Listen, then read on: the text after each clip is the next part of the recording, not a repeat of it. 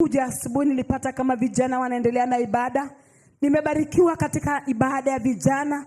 Nimebarikiwa katika neno mwalimu wa kwanza. Tena nabarikiwa katika mwalimu wa pili. Praise the Lord. Nimefundisha kwamba vijana ndio nastahili kuwa mfano wa kanisa. Nilikuwa nafikiria kwamba sisi wazee tunatakana vijana wakope kwetu. Vijana hii nitakana mkue mfano mzuri kwa kanisa. Wazee tuangalie mfano wenu. Because Mungu baada amewapatia nguvu to wake up morning and come to worship God here. Sisi wazee tumeenda paka miaka sasa inashuka. Hata kama nguvu ilikuwa lakini sasa inaenda ikifanya nini?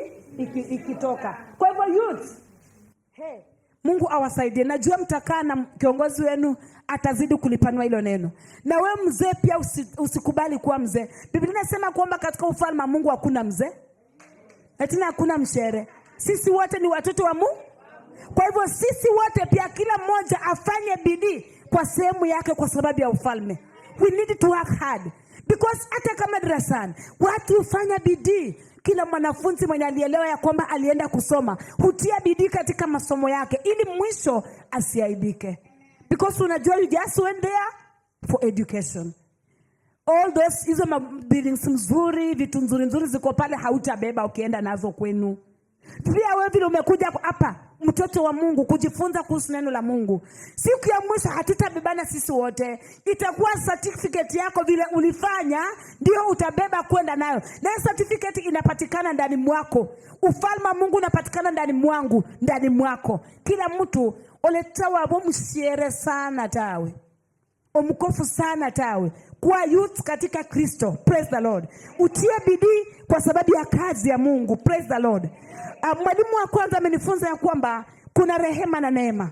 Tusiishi katika neema. Ukiishi katika neema, utaishi mtu unaenda katika dhambi. Bora Yesu arahranga bandu. Yesu ni wa neema. Atanisamehe. Natakola kwa sashino. Nishefanya sana la hukuma.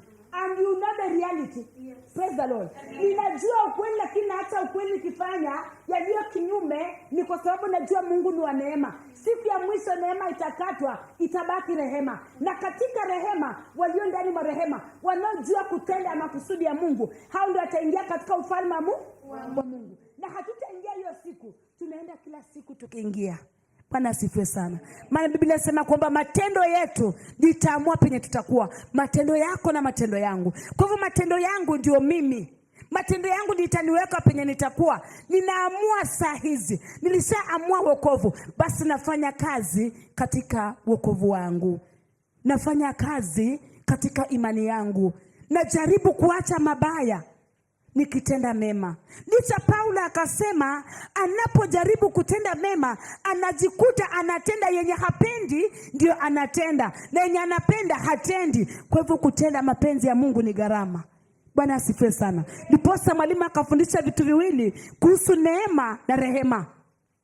Kwa hivyo usiwe Mkristo wa kuishi katika neema. Kuwa Mkristo wa kuishi katika rehema. Ya kujua kama Mkristo nastahili kuishi hivi. Nastahili kuacha dhambi. Nastahili kuacha masengenyo. Nastahili kuacha manunguniko. Hata kama nimenunguniko muda mrefu, baraka za Mungu zinatoka tu. Lakini wakati utabadilika tu utoke kwa manunguniko uanze kuelewa mapenzi ya Mungu, Baba ataanza kutenda mambo mapya ndani ya maisha yako na maisha yangu. Bwana asifiwe. Basi Bwana anasema tuwe watu wa kuwa na rehema bali sio neema. Neema ndio mkosia. Nolu mbukosia la kola sobuononi continuously. Khani babola nonunguni ko bolana ibamborana bo nibo batakatifu sana. So Yesu mwenyewe atalikemea dhambi ndani mwa Petro. Akaita Petro, wewe shetani rudi nyuma yangu. Hakukuwa anaona Petro huyo, lakini alikuwa anaona chenye kilikuwa ndani mwa Petro, chenye kilikuwa cha kishetani, akakikemea. Kwa hivyo ukipata mtumishi wa Mungu anasimama katika kukemea na unapata ile jambo linakukuta, anguka chini mwambie Baba umeniona. Bwana asifiwe. Nisiwe nikasema amesikia amemwambia hapana. Hata wakiniambia itanifanya nini? Praise the Lord. Kila mtu fanya hesabu ya wokovu wako mwenyewe. Maana siku ya mwisho kila mtu ataenda peke yake kwenye kiti cha enzi cha Mungu Baba na kutoa hesabu ya maneno yake mwenyewe. Bwana asifiwe sana. Haleluya. Kwa hivyo nataka tukusemea kwamba Baba anatupenda, ndio sababu anatufunulia siri ya mbinguni. Hiyo ni siri ya wapi? Ya mbinguni. Sio mambo ya hapa chini. Mambo ya hapa chini watu wanaishi katika hiyo njia pana. Hiyo njia pana. Watu walio katika hiyo njia panda hawana kibali na hana sehemu katika ufalme wa Mungu. Lakini watu wanaoishi katika njia nyembamba, njia hiyo nyembamba yendayo uzimani, nyembamba yendayo. Kwa hivyo wewe mwenyewe jichunge mpendwa. Even if I am your pastor, sitakusaidia sana, nitakufundisha, lakini uamuzi ni moyo wako mwenyewe. Maana siku ya hukumu Bwana atahukumu kila mtu vile alivyotenda katika maisha yake. Praise the Lord. And in that, naja na topic about the cross. Msalaba. Msalaba wa Yesu. Mateso ambayo aliyapitia. He was given on the cross to be crucified. Alipeanwa ili afanyiwe mateso. Yale ambayo wewe na mimi tungekuta. Yale ambayo sisi tungepitisha. Yale yaliyotusaidi sisi. Lakini kwa sababu ya upendo wa Mungu Baba, alipeana mwana. Ili mwana ateseke kwa ajili yako na kwa ajili yangu, na sisi tufanywe wana kupitia kwa imani ya Kristo Yesu. Because it was, ama ilikuwa nzito kutuliko. Bwana asifiwe sana. Kama ingekuwa ndio Mungu atige msalaba kwa mwene, maana aenda atundikwe pale Kalvari ndio ingie katika ufalme, wapendwa wengi tungeshindwa. But because of the grace of God, kwa sababu ya rehema za Mungu, akaona ni vema wacha nimtume mwana wangu akabebe dhambi za wanadamu duniani, akawakubali katika dhambi zao, akawatoe katika dhambi ili wao waanze kunifuata katika utakatifu. Praise the Lord. Pasina msalaba wapendwa hatukuokoka. Pasina matendo ya Yesu hatungelifika pale tulipo. We had nothing to pay for our sins. Hatukukuwa na kitu cha kulipia juu ya dhambi zetu. Hatukukuwa na chochote cha kulipia kwa makosa yetu, kwa sababu it is too expensive for us to pay. Basi ilikuwa Baba amtume mwana, na mwana akubali kununua watakao kubali. Bwana asifiwe sana. Sio wote, bali ni wachache.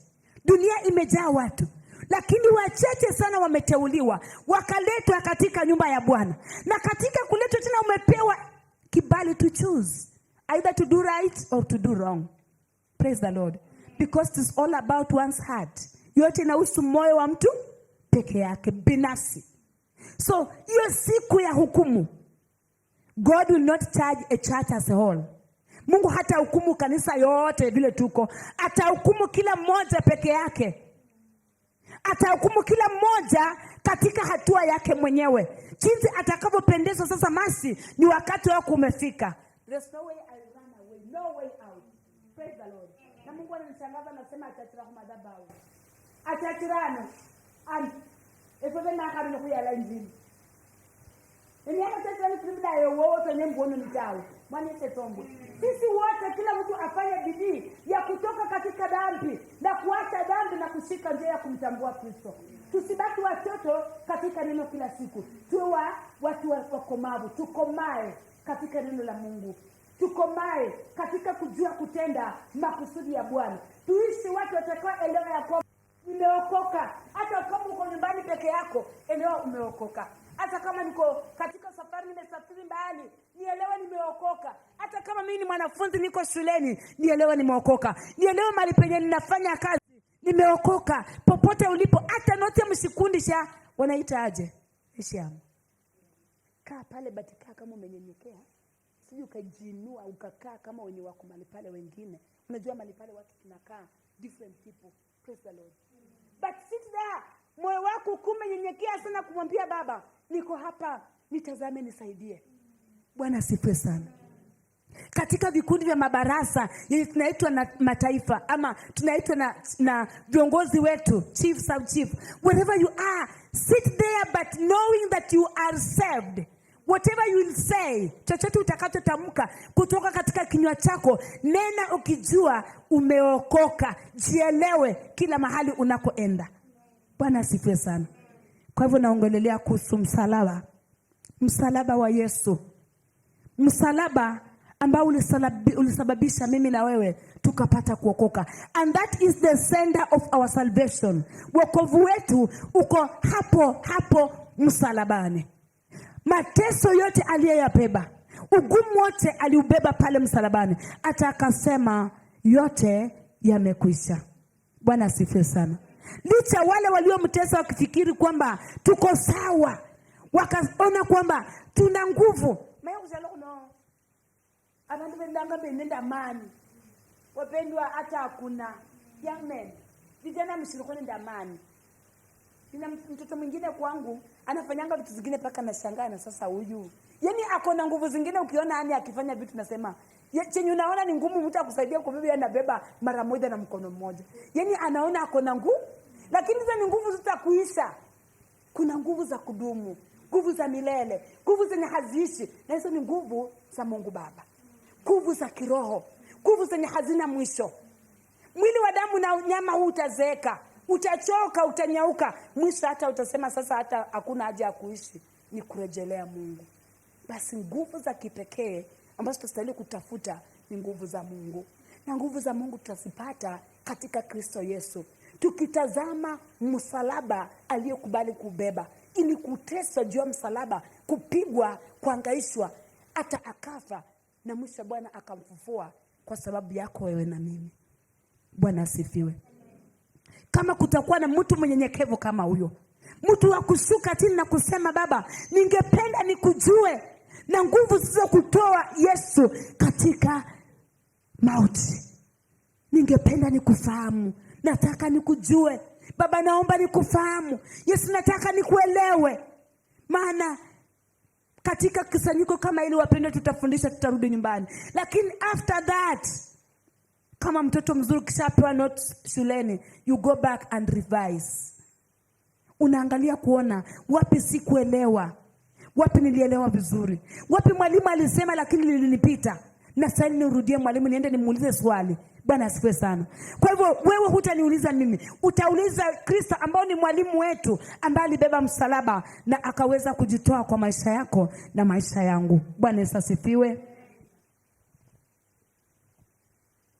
Kwa hivyo katika msalaba alipokubali kubeba, alijua anaenda kupitia mateso. Ya kwanza ni mateso. Katika mateso yako unapoyaona, tazama msalaba wa Yesu. Elewa yale ambayo Yesu aliteswa na hata akashinda. Hakushindwa. Praise the Lord. Yesu hakushindwa na mateso. Mateso inaweza kuwa katika magonjwa, inaweza kuwa katika nyumba kutoelewana, inaweza kuwa katika kukosa hali ya ukosefu. Haya yote Yesu aliyapitia. Basi haya mateso yote si jambo jipya kwa Yesu. Anajua, anaelewa, anatambua. Shuka chini, elewa. You have your creator with you. He's ready to help you. He's ready to hold your hand. He's ready to make you to go ahead. Ako tayari kukushika mkono na kukuongoza kupita katika mateso na majaribu ambayo unapitia, na ugumu na magonjwa na shida. Mmoja tu aliyeshinda, naye ni nani? Ni Yesu Kristo, mwana wa Mungu. Basi katika mateso alishinda mateso. Neno la msalaba kwa watu wa mataifa wanaliona kama ni upumbavu, kama ni ujinga. Unapolinena kwa watu wa mataifa, pala kule ingaba urebe mwana wane, sisi eno ulinide singwa muri kwao, kwa sababu ile ufahamu wa Mungu haupo ndani mwao. Bwana asifiwe sana. Neema ya Bwana haijafika ndani mwao aelewe mapenzi ya Mungu. Usipigane na yeye, mwachie sehemu yake. Bali wewe ambao umemtambua Yesu, sidi kunyenyekea. Bwana anatafuta wanaonyenyekea. Bwana anatafuta wanaangalia na kuona ya kwamba mimi siwezi, lakini nataka aliyeweza anisaidie nikapate kuweza. Bwana anaangalia mtu ambaye anamtafuta kwa bidii, kwa ugumu wote ambao unapitia, kwa shida zote, kwa mambo yote ambayo unaangalia ukaona ya kwamba haya huwezi. Our God is able. Our Father is able. It doesn't matter imechukua muda gani. Kama unaomba Mungu kwa jambo fulani, be patient. Kuwa mtulivu, mvumilivu, na uombe Mungu kwa bidii. Baba atakutendea, atakutimizia hitaji la moyo wako. Bwana Yesu asifiwe sana. Kwa msalaba Yesu alikubali kubeba mateso yetu, magonjwa yote, maskini, kudharauliwa, kukataliwa, kutukanwa. Kanukosi ya burraho, hata wakamtemea mate na kusema na wewe unasema ni mwana wa Mungu na si ujiokoe. Lakini hakukataa na tena hakuwajibu, but he kept quiet na akaendelea. Lakini wakati ulipofika wakasema kweli huyu ni mwana wa Mungu. Bwana asifiwe. Fungua nami katika kitabu cha Mathayo. Matthew 27:45. Takuwa kwa ufupi sana.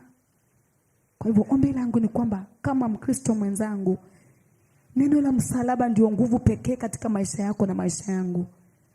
Msalaba wa Yesu na mateso aliyeyapata pale msalabani ndio wokovu wako wewe. Go back always katika huo msalaba, ukimtafuta Bwana katika msalaba wake, ukishuka chini na kusema Baba, uliteswa ili mimi nifike mahali. Uliteswa Baba nipate kuokoka, hata kama ndadumu hasu omunwa, ndadumu hasu muyeyi mubei, muhaso ula chamisi njeta mulukongo, nyasaye ngaluhasia abandu bamanya ko tofauti. Ndadi msata wo mkono, lakini nyasaye onobunyari uko na uwezo. Omwami ndebula mubumanani, but God, you can change my life. You can change my life. Baba, nimepitia haya na yale, but God, you are able. Unaweza kubadilisha hali zangu. Kwa sababu yeye katika msalaba alivumilia. Basi wewe pia vumilia katika kuomba na kumwambia Bwana hayo ambayo unayaona. Katika yote ukitunza wokovu ambalo ni jambo la dhamana kuliko yote ambayo tunaweza kuwa nayo. It doesn't matter uko na vitu ngapi wapendwa. Napenda sana Mungu anaponipa hili kumbusho kila wakati ndani mwangu. Mtumu mmoja saa wewe hofindu. Baba, Mungu amekupa huyo mteni wako kwa sababu mhaya. Abana banje, imali yanje. Labda uko hata na ng'ombe, uko na shamba, uko na title deeds. All those things shall have nothing. Vitakuwa kama sio kitu kwa maisha yako siku moja. But kuna kimoja tu cha dhamana ambacho ni cha dhamana sana ndani ya maisha yako na yangu mama. However, Mungu amekupatia watoto wasomi. However, Mungu amekuinua kiwango. Hizo vitu zote ni mzuri mno, but at all one time zitakuja kuwa kama sio kitu machoni pako. Kwa hivyo kuna tu mmoja. Licha hayo yote, awe ndiye msaada wako, awe ndiye tegemeo lako, awe ndiye kimbilio, awe ndiye tumaini. Bwana asifiwe sana. Mungu ni mwema, ametubariki. Kwa nyumba zetu ametupatia vitu vingi. Hata unapoona, you can thank God, my Father. Thank you for this. I've been praying, nimekuwa nikiomba Baba nipate nyumba. Asante Mungu umenipa nyumba. Baba asante umenipatia watoto. Mungu asante watoto wangu wameajiriwa. Baba asante nimepata pesa. Lakini katika haya yote Baba, ni kitu kimoja tu ninachokitafuta kwa maisha yangu. Ni kujua wewe. Ni kufahamu Baba. Nielewe ya kwamba ni wewe uliyeniumba. Nielewe ya kwamba maisha yangu siwezi pasina wewe. Nielewe ya kwamba vitu vyote vitakuwa bure katika maishani mwangu. Lakini nikuwe na wewe ndani mwangu. Nitembee na wewe. Bwana asifiwe sana. Kuna wimbo unaimba, jenge Baba nijenge kwa mwamba, jenge Baba nijenge kwa mwamba. Ningependa tuimbe kidogo. Hasa sisi ndio mic kidogo mpaka pia hapa tunaanza basi. Tupanga makofi.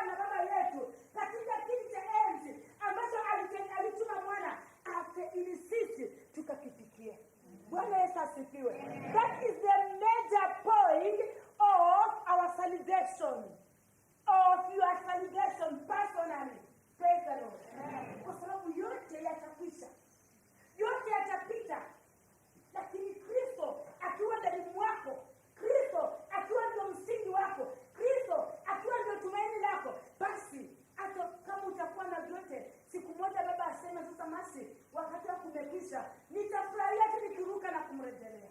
Maana wapendo mbili kuna Mungu kuitana. Lakini nasi haikufi. Bwana sifiwe sana. Amen. Simoni andistri yako makuwa manji. Paka ninaishingi na jambo la ushuda ulio hai.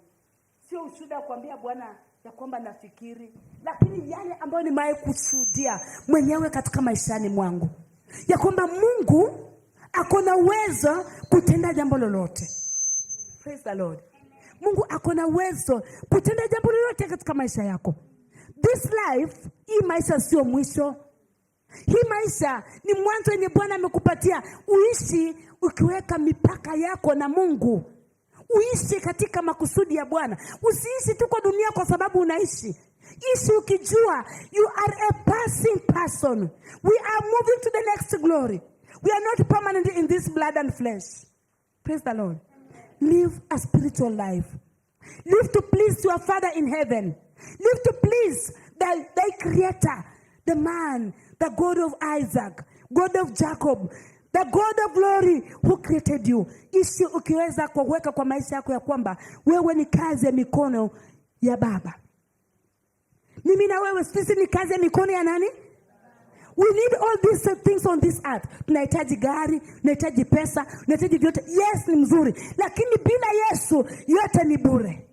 Bwana asifiwe sana. Kwa hivyo Yesu anapenda mtu atakaye kumbuka wokovu wake ulitokana wapi? Kwa msalaba na mateso ya Yesu yakasababisha ukafika mahali penye huko. Mateso ya Yesu yalikutoa katika familia yenu. Hata ukiangalia pale unapata your fellow brothers are still there. Wamefungwa katika nira za giza. Kwa hivyo wewe umekombolewa na Mungu. Thank God for that. Usije ukafurahia mali yao fulani abarikiwe sio uma. Baraka yenye uko nayo ndani ya moyo wako ni kubwa sana hata kuliko pesa na mali yenye mtu mwingine ako nayo. Bwana asifiwe sana. Hata Mungu mtu akikuongezea hizo mara 7 lakini kwa nyumba hauna amani, usiku haulali, inapofika usiku inabidi ukeshe. Na hakuna vile utakesha siku zote. Mwanadamu lazima ulale. Mami Yesu atombwe. Nyasaya akasema no mundu pako kolishina okone opumzisha akili. Lakini shetani atakuweka kwa 210 100 no sleeping. Not just kukona nifukumika. And it happens my friends. Watu wamejenga manyumba huku nje. Nyumba mzuri kubwa, lakini sanyala kukona moja akonanga mjiko. Kwa nini? Fisheno vya mtafia. Na tena ile ufahamu wa kujua kwamba Mungu yuko na mkimbilia hakuna. Kwa hivyo ni neema uliokoka. Praise the Lord. Karibu Olaka. Nakupenda. Amen.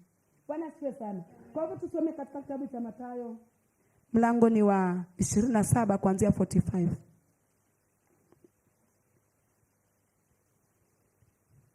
45 utaenda paka 49 paka 50 uache kwanza.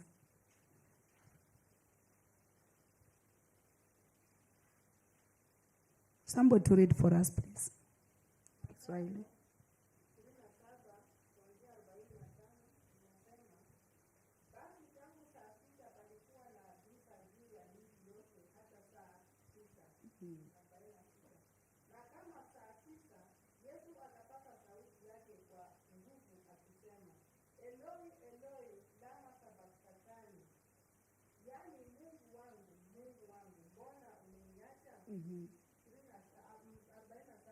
Na baadhi ya waliohudhuria waliposikia walisema huyu anamuita Elia. 48.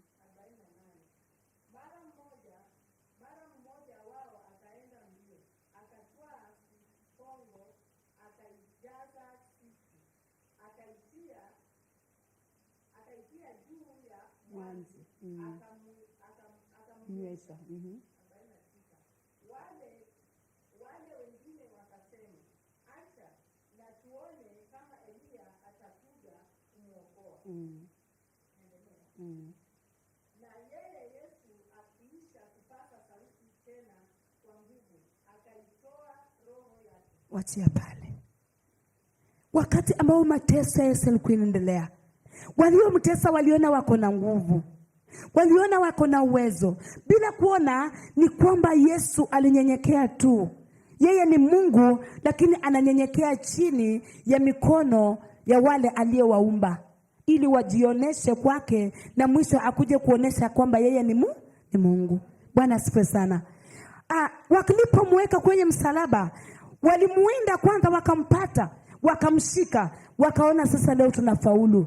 Wakaona tukimweka kwa msalaba tumemaliza maisha yake. Lakini huo msalaba na mateso yale yote, baada ya kupigwa na msumari, baada ya kuteswa, akawa sasa msalaba umesimama. Alipata sauti akizidi kuita Mungu. Hakuona kunungunika, lakini alisema, Baba, kwa nini umeniacha? Waliposikia wale Masadukayo na Mafarisayo, wakachukua tena sponge, wakaweka katika ziki. Ziki ni kama pombe ambayo imekuwa kali sana, ile chungu sana. Bamunywesi ile tena uchungu, wazidisha uchungu zaidi ya uchungu anaosikia kwenye msalaba. Lakini hayo yote ni kwa ajili yako wewe na mimi, tupate kuokolewa, tupate kukombolewa, tupate kuitwa wana wa Mungu. Wapendwa, mtu akitoa mwanae mmoja ateswe, apigwe, apitishwe katika maangamizi kama hayo, ili wewe upate kibali cha kuita mwana katika ufalme. Handikanyora hana usikoya nanga mfalme kwa Nyasaye. Na siku ya mwisho Kristo arejee, mpendwa, hiyo hasira ya Mungu sijui nani ataivumilia. Najua ukweli, lakini ukweli si utendi. Natenda yale ambayo naona inanifeva. No. Try to tell God. Jaribu kuambia Mungu akusaidie uwe mwenye kutenda mapenzi yake. Niwe mwenye kutenda mapenzi ya Mungu. Nijaribu sana kumwambia Mungu, najua I cannot make it by my own effort. Siwezi kufaulu kwa nguvu zangu mwenyewe. Bwana asifiwe. Ndio hata Mungu akajua mwanadamu yeyote awaye hawezi kujiokoa nafsi yake, ndipo akamtuma mwana aje apitie mateso, apigwe, aengaishwe, ili sisi watakao amini mwana tukapate uzima wa milele.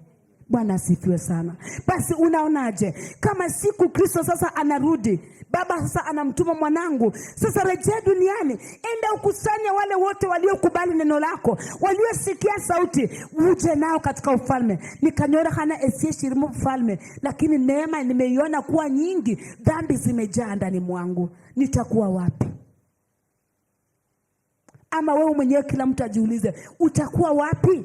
Nitakubalika kwa Bwana ama nitakataliwa? Na nikikataliwa nitaanguka kwa mikono ya nani? Njia ni mbili tu peke yake. Makao tu ni mara mbili. You cannot miss hell and you cannot miss heaven. The two are automatic. If you miss heaven, then hell is there for you. Nikikosa bingu, basi ni jehanamu. Na nikikosa jehanamu, nifanye bidii niingie katika ufalme wa Mungu.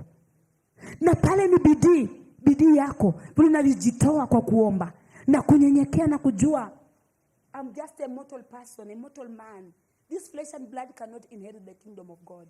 Hii mwili wa damu na nyama haiwezi kurithi ufalme wa Mungu. Haiwezi. Mwili utakusumbua. Mtu mmoja akasema, mwili usikusumbue. Mwili usikusumbue. Mwili usikusumbue. Utakufa karibu. Praise the Lord. Mwili usikusumbue mwanangu. Wacha mwili wako usikusumbue. Mwili wangu usinisumbue. Nielewe ya kwamba I'm just passing on. Anytime, any day, I must prepare my life with God. Nitengeneze maisha yangu na Mungu. Niangalie maisha yangu, naishi aje na baba yangu. Na sitaenda kuishi na baba yangu, naishi aje na wenzangu, my close people, watu wenye wako karibu na mimi, emenyangeende nabo. Hivyo Mungu anasema kwamba yeye ako kwa sura ya mwenzako. Nendo la washanje bene nendo langa Nyasaye. Mukulundu nolo mkhaya woda lolanga Nyasaye. Mama nolo mukulundu wolo langa wina Nyasaye. Kwa sababu jinsi ninaishi na yeye, ndivyo aidha nafanya mazuri kwake, nafanyia Mungu, kwa sababu ndio mama ya reba. Mtu atauliza Mungu, wewe ulikuwa wapi kataa kufanya mazuri? Jinsi tu sikufanyia mwenzangu mwenye alikuwa karibu na mimi, hivyo ndio sikufanyia Mungu jinsi alivyotaka. Lakini siwezi peke yangu kwa akili zangu, maana Adamu na Hawa walifanya dhambi ikadhuru dunia. Basi dunia imejaa dhambi na uovu mwingi. Basi ni mimi nimwambie Baba, siwezi, lakini nakuhitaji wewe unisaidie nifanye mema. Katika msalaba Yesu alishinda yote. Katika msalaba Yesu alibeba dhambi zetu. Alikubali kunywa hiyo ziki kali. lakini mwisho akakata roho yake akarejea kwa Baba. Bwana asifiwe sana. Mwili wake ukabaki pale, wakaona sasa kwa kanyala uno kutia kuyabire, bila kujua bado yeye ni simba wa Yuda mwenye nguvu na uwezo na mamlaka. Haleluya. Msomaji, endelea kutokea penye umeachia.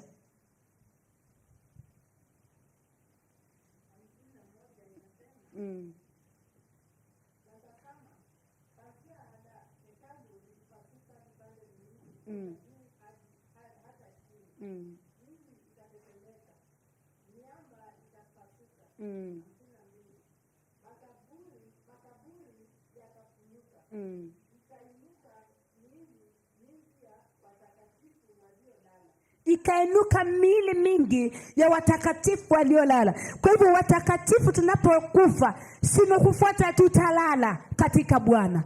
Bwana asifiwe sana. Sisi we are beyond death, because death is about the spiritual death. The death of this body, kifo ya mwili si jambo kubwa sana. Kifo kikubwa sana ni kifo cha kiroho. Ombiri kwa rula kunyasai, kwa raka nyasai. Hiyo ni kifo cha kuomboleza. Katomu kwa ande na afuire na shiru kuoni bwa endraanga sana katenda nile shughuli yaka na kotawe kulilola ndraena asile na bundavi nishenya tena na nilie sana kwa sababu ameenda mahali pabaya, lakini kama ameokoka, amepumzika, amelala. Bwana asifiwe sana. Biblia inasema kwamba ilionekana wakati ambapo Yesu alipofufuka, makaburi yalifunuka. Waliolala katika Kristo wakatoka ndani, wakatembea wakionekana. Basi tunatumaini la kuishi maisha ya usikali paka mkaburini tao. Mwani Yesu tombwe. Mkristo abanita Mkristo mkanisa mrehenzi sende mpao of direction